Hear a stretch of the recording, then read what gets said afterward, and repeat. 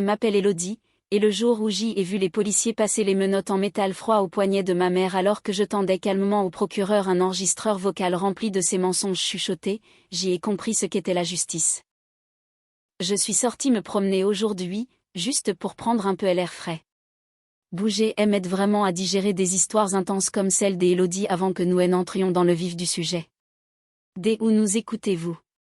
Êtes-vous actif ou en train de vous détendre? Dites-le moi dans les commentaires. Maintenant, retournons à ce matin gris au cimetière où le monde d'Élodie a commencé à basculer. C'était un jeudi matin gris du début du mois d'octobre quand je me tenais près de la tombe de mon mari Julien au cimetière de Versailles, et le vent semblait être la seule chose qui s'était déplacée pour moi. Le prêtre a refermé son livre doucement et m'a demandé si je voulais un moment seul. J'y ai regardé autour de moi les 3 rangées de chaises pliantes vides. J'y allais découvrir plus tard que Béatrice avait pris sur elle d'envoyer un avis privé réservé à la famille au cabinet de Julien, en indiquant délibérément la mauvaise heure pour l'enterrement. Elle me voulait isolée, entourée d'un silence qu'elle avait fabriqué, et s'assurant que je n'aurais d'autre choix que de me tourner vers elle pour trouver du réconfort. Il n'y avait pas de bruit de pas lointain sur le gravier, pas des arrivées tardives, juste 20 sièges remplis de rien d'autre que des airs froids. Oui, lui ai-je répondu, je suppose que je le suis déjà. Le bruit de la première pelletée de terre frappant le cercueil de Julien était sourd et définitif. J'y ai gardé les yeux secs par pure obstination clinique. Julien avait l'habitude de se moquer de moi parce que je pleurais devant les publicités pour les assurances. Mais maintenant, fixant la terre brute, je ne pouvais pas verser une seule larme. Mon cœur ne se brisait pas, il s'endurcissait pour devenir un bouclier. Quand les ouvriers ont enfin fini leur travail, j'y ai sorti mon téléphone et j'y ai appelé ma mère. Béatrice a répondu à la 4e sonnerie, sa voix paraissant légère, presque aérienne. Je lui ai demandé où était tout le monde. Il y a eu une pause, un silence qui a duré 3 secondes de trop avant qu'elle ne réponde que les gens font leur deuil à leur manière. Elle m'a dit que mon père, Jean-Pierre, ne se sentait pas bien et que ma sœur Léa travaillait à sa boutique de luxe. Elle a dit qu'il ne voulait pas m'encombrer. J'y ai regardé les 20 chaises vides et je lui ai dit qu'il ne m'aurait pas encombré. Puis elle a prononcé les mots qui ont tout changé. Elle m'a dit que j'y avais toujours été forte et que je n'avais pas besoin d'un spectacle. Pour elle, mon mari depuis 11 ans qu'elle on mettait en terre n'était qu'un spectacle. Elle m'a dit de rentrer chez moi et de me reposer un peu. Puis elle a raccroché. La tonalité a bourdonné à mon oreille comme une insulte. Je suis restée là à fixer le nom de Julien gravé dans le granit frais et j'y ai réalisé que le silence de ma famille était délibéré. Alors que je retournais à ma voiture, mes talons craquaient sur le gravier avec un son de verre brisé. À mi-chemin du parking, un SMS de Léa est apparu. Maman a dit que les funérailles se sont bien passées, lisais-je, appelle-nous plus tard. Ça s'est bien passé, comme un nettoyage de routine ou une course à l'épicerie. Je me suis assise dans ma voiture et j'y ai serré le volant jusqu'à ce que mes articulations deviennent blanches. La colère n'était pas bruyante cette fois, elle était précise. Je n'ai pas pleuré et je n'ai pas demandé pourquoi. J'y ai regardé l'horloge.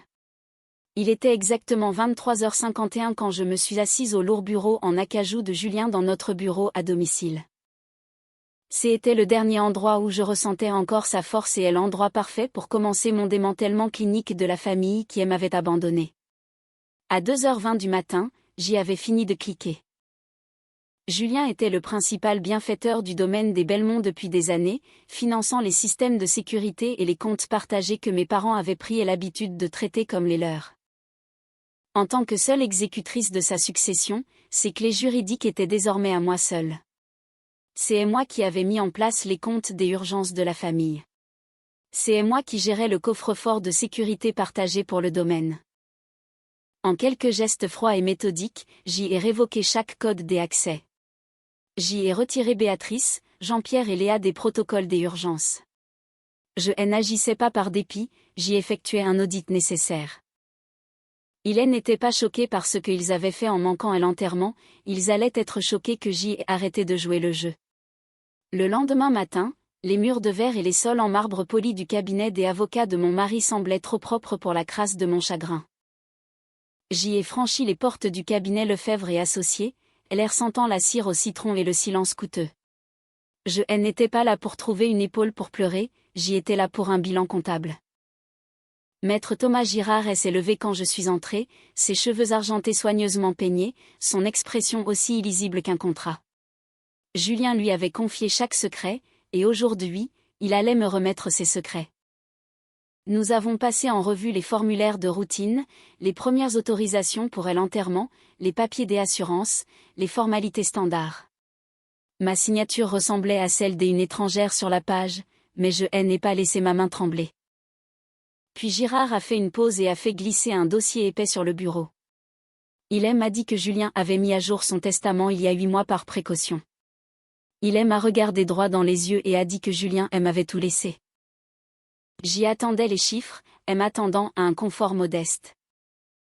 Au lieu de cela, il a commencé à énumérer les actifs, 6 appartements de luxe dans le 16e arrondissement de Paris, générant tous des revenus locatifs de premier ordre, une villa privée à Deauville, entièrement payée, et le cabinet de conseil, bien sûr.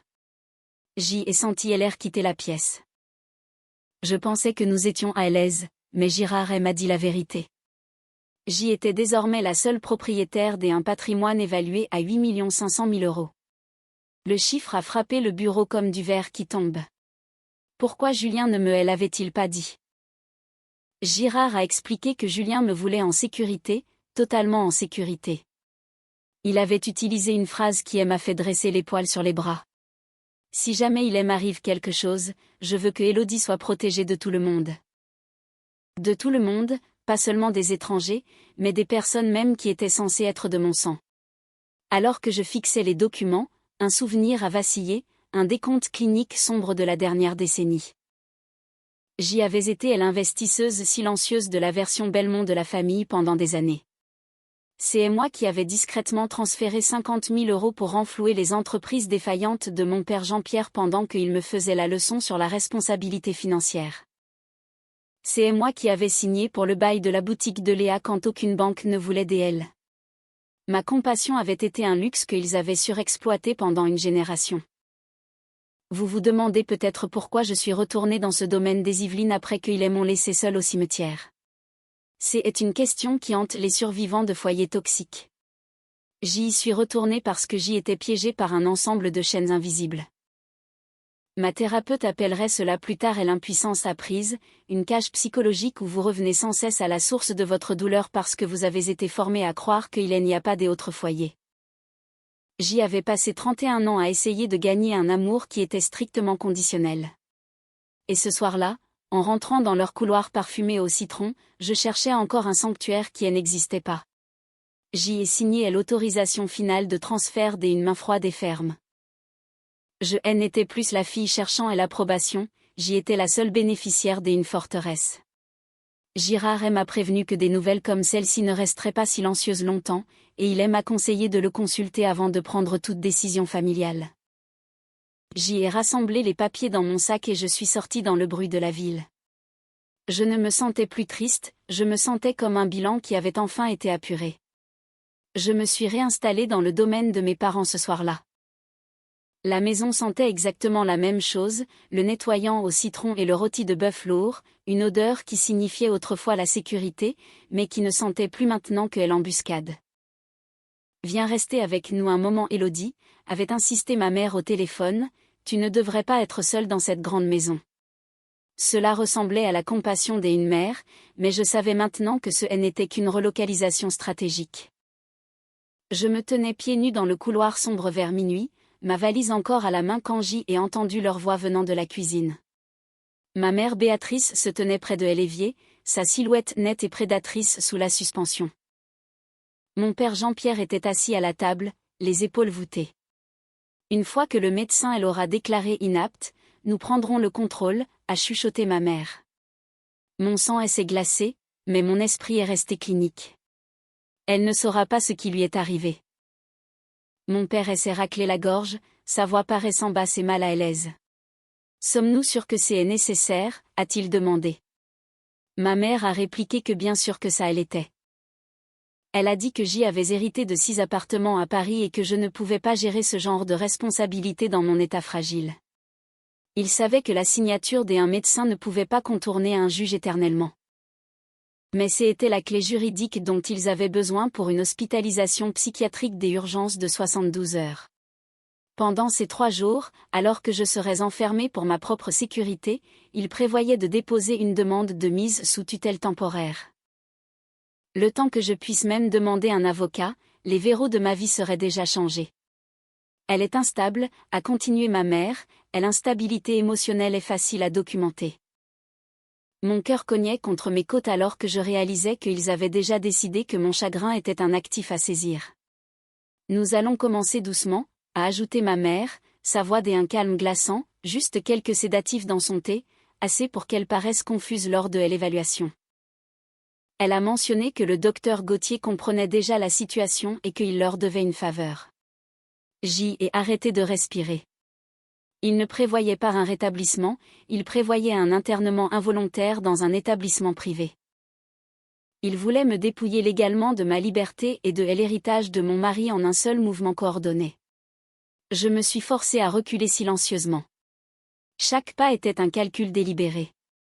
J'y ai atteint la chambre des amis et j'y ai fermé la porte sans un bruit. Mes mains tremblaient, mais je n'ai pas laissé la panique prendre le dessus. J'y avais 31 ans, et les personnes qui m'avaient donné l'avis discutaient actuellement du dosage approprié pour mettre fin à mon indépendance. La voix de Julien au cabinet des avocats résonnait dans ma tête. Je veux que Élodie soit protégée de tout le monde. Il n'avait pas seulement soupçonné leur cupidité, il avait anticipé leur malveillance. Le lendemain soir, j'y étais assise à la table à manger, regardant la vapeur et s'enrouler paresseusement d'une tasse de thé en porcelaine que ma mère avait placée devant moi. « Bois-le ma chérie », a-t-elle dit avec cette même chaleur répétée, c'est un mélange spécial pour aider avec le stress. J'y ai regardé la tasse, sachant qu'elle contenait une double dose des sédatifs dont elle avait chuchoté la veille.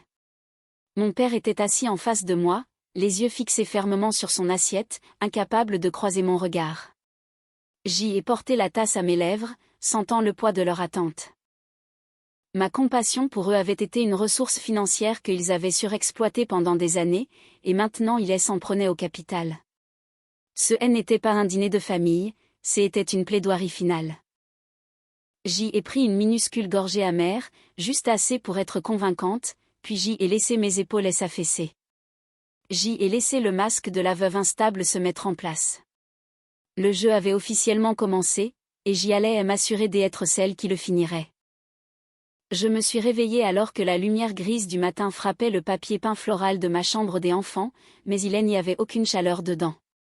Ma mère rôdait déjà à la porte, ses yeux cherchant les effets de la double dose de sédatif qu'elle m'avait servi la veille. Je lui ai donné exactement ce qu'elle voulait. J'y ai laissé mes yeux errer, sans focalisation, et j'y ai laissé mes mots se perdre dans un bourdonnement sans importance.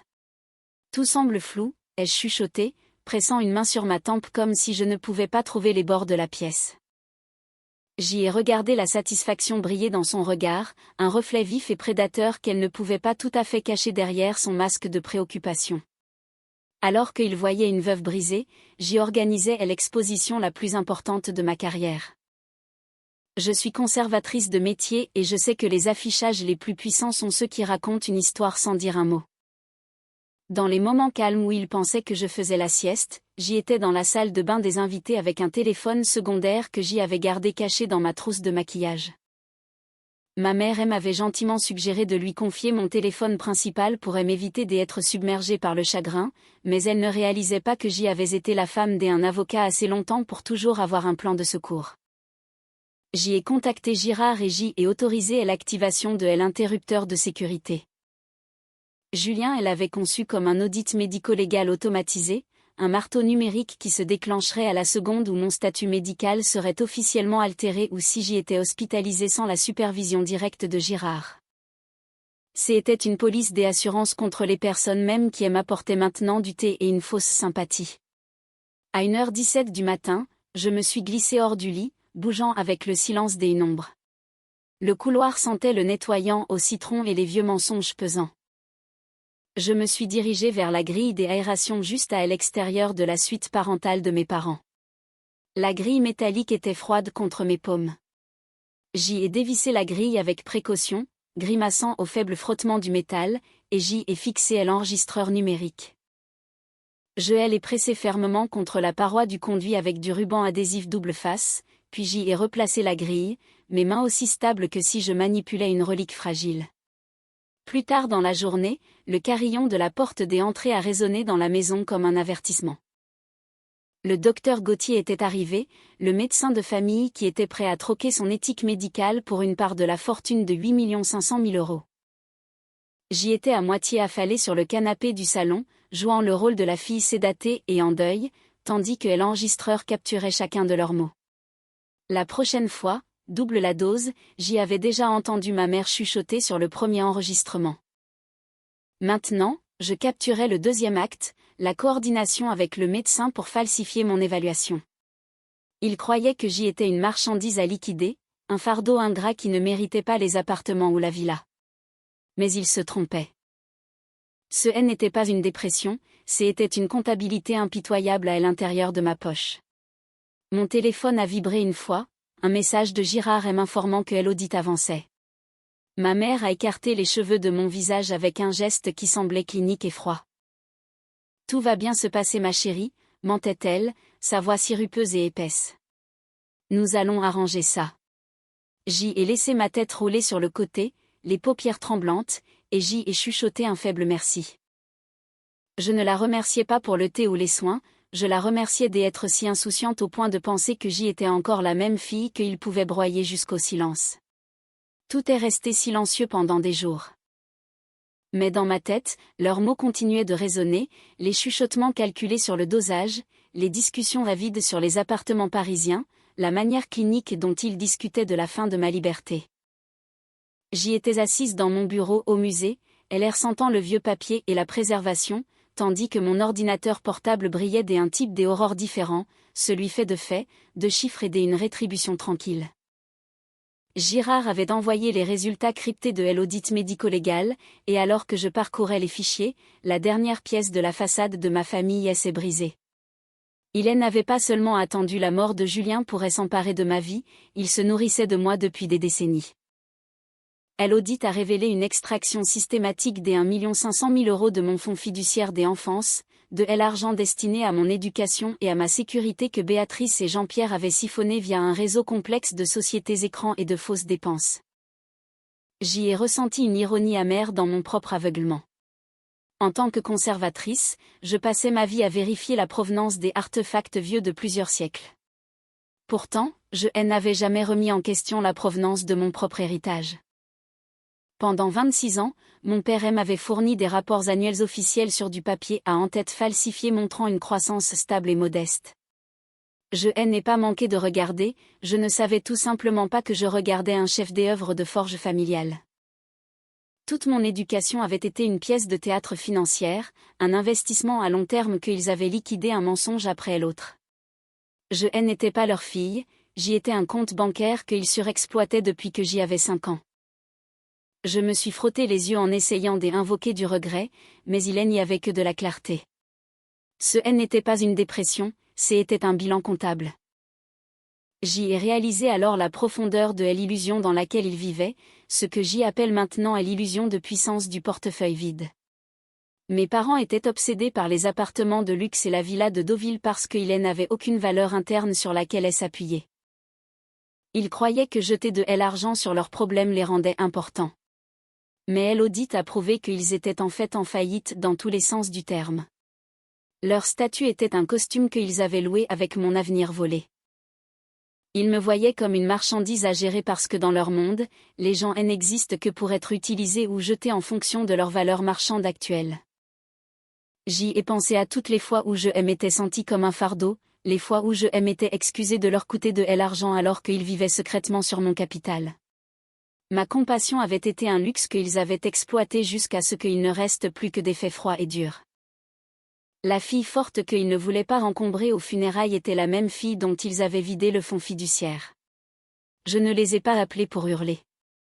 Et je n'ai pas envoyé de SMS en colère. J'y ai simplement téléchargé l'audit, je l'ai transmis à Maître Ruiz au bureau du procureur et je me suis préparé pour l'exposition finale. Ils croyaient qu'ils étaient à une signature de médecin de 8 500 000 €.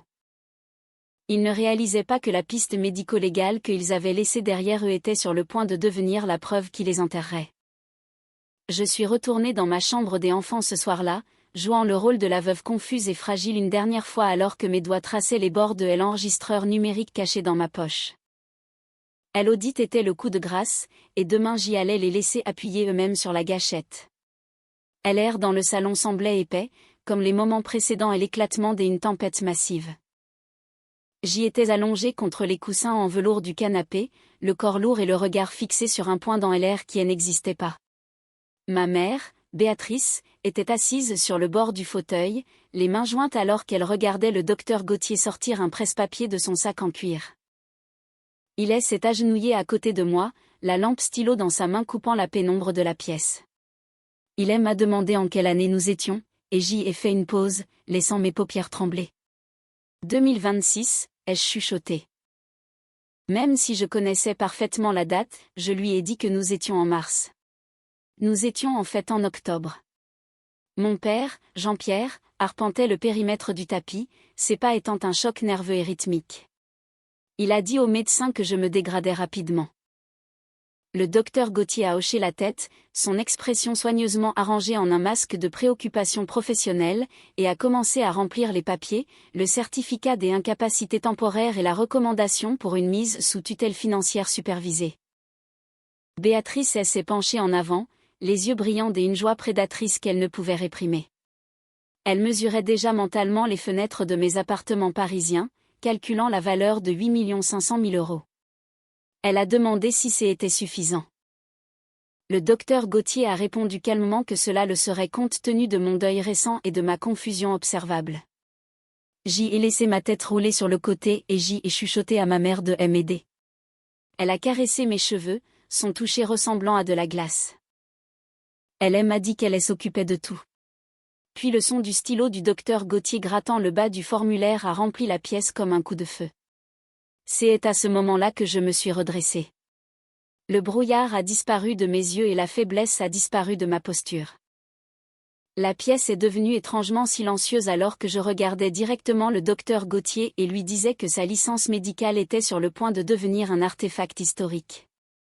Ma mère a eu un hoquet de surprise, sa main volant à sa poitrine dans un affichage théâtral de choc.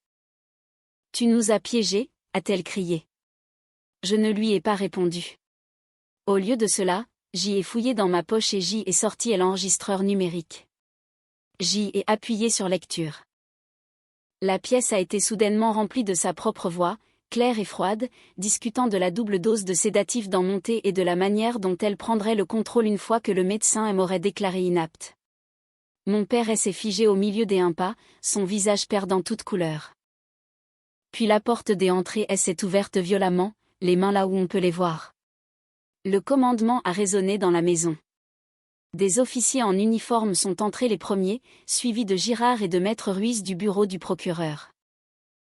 Le docteur Gauthier s'est levé d'un bond, mais un policier a été plus rapide, informant qu'il était détenu pour complot en vue de commettre une fraude médicale. Le policier s'est tourné vers mes parents et a annoncé qu'ils étaient en état d'arrestation pour tentative de mise sous tutelle illégale, complot pour administrer des substances contrôlées sans consentement et fraude. Le clic des menottes métalliques se refermant sur les poignets de Béatrice était le plus beau son que j'y avais entendu depuis des années. Elle m'a regardé, les yeux brûlants d'un mélange de haine et de terreur, et elle m'a dit que je le regretterais. J'y ai soutenu son regard sans ciller. Je lui ai dit que non. Mon père m'a regardé alors que l'officier attachait ses poignets, son visage décomposé par une incrédulité soudaine et pathétique. Il m'a dit que j'y aurais pu leur parler. Je lui ai rappelé que j'y avais essayé de leur parler au cimetière, mais qu'ils ne s'étaient pas présentés. Je leur ai dit à tous les deux que j'y avais demandé une mère et un père, mais qu'ils avaient choisi d'être des prédateurs à la place. Alors qu'ils étaient emmenés vers les lumières rouges et bleues clignotantes peignant la nuit des Yvelines, j'y ai réalisé que je n'avais pas seulement protégé mon héritage, je m'étais enfin protégé moi-même. 2 semaines après les arrestations, je me tenais pieds nus sur la terrasse de la villa de Deauville, regardant l'Atlantique rouler comme s'il avait tout le temps du monde. Le processus judiciaire avait commencé rapidement. Des accusations ont été déposées, des licences médicales ont été suspendues et des dates des audiences ont été fixées. Je n'ai pas assisté à l'audience préliminaire parce que je n'avais pas besoin de les revoir sitôt. Au lieu de cela, j'y ai emballé mes affaires tranquillement et j'y ai quitté la maison de mes parents avec une seule valise et zéro regret. La villa était plus petite que dans mes souvenirs avec des volets blancs et de larges fenêtres face à l'océan. Julien avait toujours dit que ce serait notre endroit pour plus tard. Et je suppose que plus tard est arrivé différemment de ce que nous avions prévu. Alors que le ciel devenait doré puis violet, j'y ai réalisé que le chagrin ne me suffisait plus. C'était propre. Je n'étais pas une propriété à gérer, pas plus que l'héritage de mon mari. L'affaire a avancé rapidement parce que les enregistrements ne mentent pas et que les pistes de papier n'oublient pas. Le docteur Gauthier a perdu sa licence de façon permanente. Mes parents, Jean-Pierre et Béatrice, ont finalement accepté un accord de plaidoyer qui incluait une mise à l'épreuve, de lourdes amendes et des restrictions permanentes leur interdisant de demander une mise sous tutelle à l'avenir. Ma sœur Léa a déménagé dans un autre pays, et nous n'échangeons désormais que de brefs SMS prudents. Certains ponts brûlent silencieusement, et j'y ai choisi de ne pas les reconstruire. Au lieu de cela, j'y ai utilisé mes ressources pour construire quelque chose d'important. L'un des appartements parisiens est maintenant le centre de ressources Julien Harper, un lieu pour les femmes confrontées à la coercition financière et aux abus juridiques. J'y ai réalisé que je n'avais pas seulement survécu à une trahison, j'y avais reconnu un schéma. Maintenant, je passe mon temps à enseigner aux autres la conscience juridique et le pouvoir de l'influence. J'y en suis venu à réaliser qu'on n'a pas besoin d'une foule pour reprendre son pouvoir, on a juste besoin de clarté. Pour ceux d'entre vous qui se sont toujours sentis sur le fil ou comme celui qui ne s'intégrait pas tout à fait dans le récit parfait de sa famille, je veux que vous sachiez que vous n'êtes pas seul. La famille est un choix que nous faisons chaque jour, par un contrat d'esclavage signé par le sang. Il y a un an, je me tenais près d'une tombe pensant avoir tout perdu. Mais la perte ne vous efface pas, elle vous révèle. L'absence de mon mari n'est plus une blessure ouverte, c'est le fondement de la femme que je suis devenue. Je suis toujours là et pour la première fois depuis longtemps, je ne fais pas que survivre, je commence à nouveau. Cette histoire est un rappel puissant que les liens du sang ne justifient jamais l'abus ou la manipulation. Dans de nombreuses cultures, on nous apprend qu'il faut tout pardonner à sa famille, mais Élodie nous montre que la véritable force réside parfois dans le fait de fixer des limites infranchissables pour protéger sa propre dignité et son avenir. Le courage qu'elle a eu pour transformer sa douleur en une mission d'aide pour les autres est tout simplement inspirant. La justice n'est pas seulement une question de tribunaux, c'est aussi une question de vérité et de respect de soi. Et vous, qu'en pensez-vous ? Auriez-vous eu la force de piéger votre propre famille pour vous sauver d'une situation aussi injuste ? Pensez-vous que le pardon est toujours possible après une telle trahison, ou certains ponts doivent-ils rester brûlés pour toujours ? Partagez vos réflexions dans les commentaires, j'y ai hâte de vous lire et d'échanger avec vous sur ce sujet délicat.